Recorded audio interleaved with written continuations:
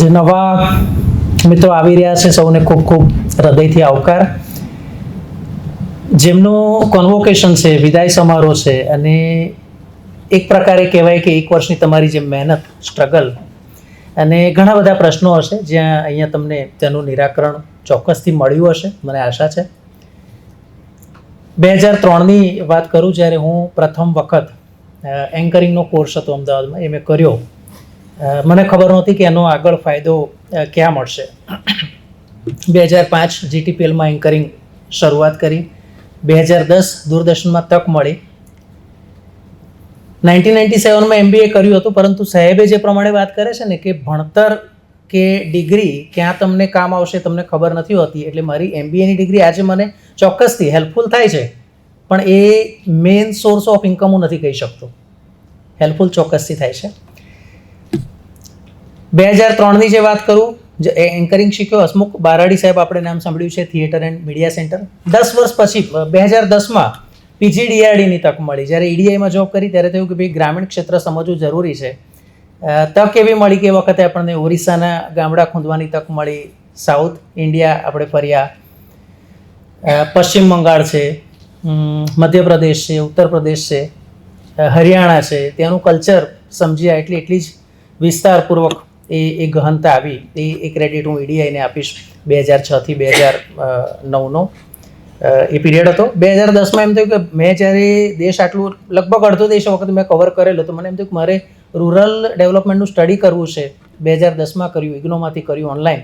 જેમ તમે અત્યારે કહો છો ને કે મારે ભણવું છે, ઉંમરનો કોઈ બાદ નથી. એ વખતે મારી ઉંમર ભણવાની તો વીતી જ ગયેલી, પણ મને પણ એ જ થયું કે વિદ્યાર્થી બનીને રહીશું તો આજીવન કામ આવશે. પ્રશાંત દયાળ સરની વાત આજે પણ મને યાદ આવે છે કે હંમેશા તમે વિદ્યાર્થી બનીને રહો, હંમેશા હું નથી જાણતો એમ જ રાખો, વધારે શીખવા મળશે. તો એવી જ વાત કંઈક અહીં પુરવાર થાય છે.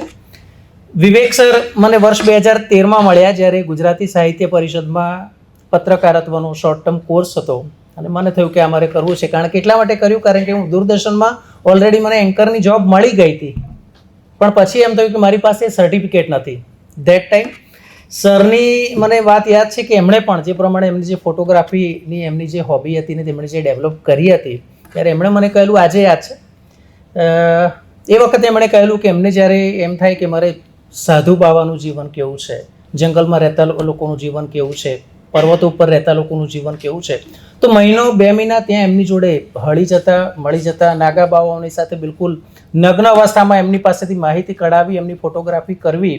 બનારસને એમણે જે ઉલ્લેખ કરેલા, આજે લગભગ મને યાદ આવે છે 2013માં સાહેબે કહ્યું હતું, પણ આજે પણ. અને એ પછી હું સરને નિયમિત, મારા દિમાગમાં હોય, સરને પર્સનલી હું મળ્યો નથી, તમે ધ્યાન રાખજો, પણ તમે વિચારો કે 2013ના એમના જે સેશન્સ હતા એ આજે પણ મારા માટે એટલા જ ફ્રૂટફુલ છે. આગળ જતાં ખબર નહોતી કે ક્યારે મને નવજીવનમાંથી આ રીતે ડિમાન્ડ, આ રીતે એક તક આવશે.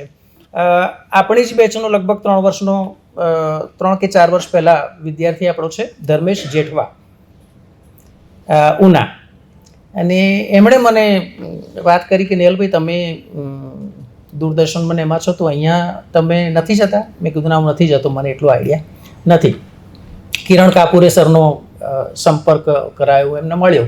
સર કે આપણે એકવાર જોઈ લઈએ. એટલે મેં કીધું ફાઇન. અને એ ફર્સ્ટ ક્લાસ, એટલે અહીંયા જ્યારે મેં પ્રથમ એનો સેશન લીધો, સરને કદાચ અથવા મારા વિદ્યાર્થીઓને ગમ્યું હશે, એટલે કે નેહલ સર તમારે ફરી એકવાર આવો, આપણે જોઈએ. અને પછી તો મને ખબર નથી કે ક્યારે. હવે તો ઘણીવાર એવું પણ થાય કે સર એમ કે નેહલભાઈ આપણે ક્લાસ લેવાનો છે, એટલે હું પૂછું કે શેના ઉપર લેવાનો છે, કે તમે આવો ત્યારે આપણે જોઈ લઈશું. તો એ કદાચ જે કોન્ફિડન્સ અપાવ્યો એ કિરણ કાપુરે સરે અપાવ્યો છે. અને એ જ મીનવાઇલ આ લાસ્ટ 3 યરમાં જ્યારે એમણે ડૉક્ટરેટની ડિગ્રી કરી, તો મને પણ એટલો જ આનંદ છે. કાપુરે સાહેબ માટે જોરદાર તાળીઓ થઈ જાય, કારણ કે એ વખતે હું કાપુરે સર કહેતો હતો ને, હવે હું ડૉક્ટર કિરણ કાપુરે કહું છું, તો એ એક વિશેષ આનંદ છે. બરાબર. વિદ્યાર્થી મિત્રોની મિલનભાઈને હું ચોક્કસ યાદ કરીશ, કારણ કે એમણે મને કદાચ કહું કે સાબરમતી જેલ બતાવી હતી, ત્યાં હું લેક્ચર આપવા જતો હતો. બરાબર. તો મિલનભાઈએ તક આપી હતી. જેલના જે કેદી મિત્રો છે એમને પણ કેટલાક લેક્ચર આપવાની તક મળી હતી, ને ત્યાંથી પણ એટલું સારું એમને એ ગમ્યું હતું.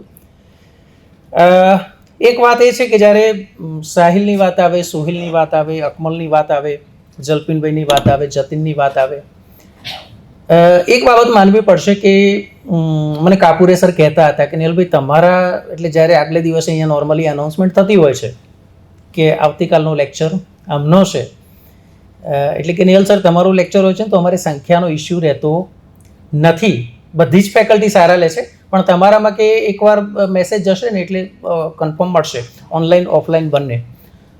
તો જ્યારે એવું કહે ને ત્યારે મારી જવાબદારી 2 ગણી થઈ જાય, બરાબર. કારણ કે મને એમ થાય કે જ્યારે વિદ્યાર્થી આવવાના છે, કન્ફર્મ આવવાના છે, અક્ષયભાઈની વાત કરું કે જલ્પિનભાઈ, એટલે ઘણા એવા હોય કે સર હમણાં અમારે શેડ્યુલ ટાઈટ હતું તો નહોતું આવી શકાયું છેલ્લા 2 લેક્ચરમાં, પણ તમારો હતો કે અમે ટાઈમ કાઢીને આવ્યા, તો મને એનો પણ એક વિશેષ આનંદ છે. તો નવા જે મિત્રો અહીંયા આવી રહ્યા છે એમને ખૂબ અમે હૃદયથી આવકારીએ છીએ, અને જે પ્રમાણે અહીંયા કમિટમેન્ટ આપવામાં આવે છે કે પુસ્તક વગરનું આ ભણતર છે, અને ખરેખર એવું છે. કારણ કે તમારે ટોક શું છે, ડિબેટ શું છે, ડિબેટમાં પ્રશ્નો કયા પૂછાય, ફટાફટ ન્યૂઝ કઈ રીતે તૈયાર થાય, સ્ક્રિપ્ટિંગ કઈ રીતે તૈયાર થાય, દૂરદર્શન અને પ્રાઇવેટ મીડિયા શું તફાવત છે એ પણ તમને બંને ખબર પડશે. કારણ કે અહીંયા બધી જ ફેકલ્ટીઝ આવશે. આરજેનું કામ શું છે, રેડિયો પર પ્રોગ્રામ કઈ રીતે થાય, ટીવી પર કઈ રીતે થાય, ડોક્યુમેન્ટરી કઈ રીતે તૈયાર થાય, રિસર્ચ પેપર કઈ રીતે તૈયાર થાય. તમે વિધાનસભામાં જ્યારે જાઓ છો, જે અમારી જૂની બેચના વિદ્યાર્થીઓ છે તેમને ખ્યાલ છે, તો એમને એ પણ થાય કે ભાઈ અમે જોઈએ છીએ કે અમારા 182 ધારાસભ્યો કોણ છે, ક્યાં બેસે છે, કેવા પ્રશ્નો પૂછવામાં આવે છે, 0 ઓવર કોને કહેવામાં આવે છે. તો ઘણું બધું લોટ્સ ઓફ તમારે શીખવાનું છે. ફિલ્ડમાં પણ અહીંયા તમને અમે પ્રેક્ટિકલ્સ કરાવીએ છીએ. ટેલિપ્રોમ્પ્ટર શું છે, ટેલિપ્રોમ્પ્ટર ઉપર તમને પ્રત્યક્ષ વાંચન કરાવીએ છીએ. તમારી જ્યારે ગુજરાતીમાં ભૂલ થતી હોય તો એ પણ હું માનું છું ત્યાં સુધી કે આ બેચ અહીંયા જે પણ વિદ્યાર્થીઓ આવે છે કંઈક શીખીને જાય છે, અને કંઈક એટલે ઘણું. અને સૌથી ઉત્તમ તો હું એ જ કહીશ કે આપણે જ્યારે કહીએ છીએ ને કે હું માનવી થવું તો ઘણું, તો એ માનવી તમે અહીંયા ચોક્કસથી થશો. અસ્તુ.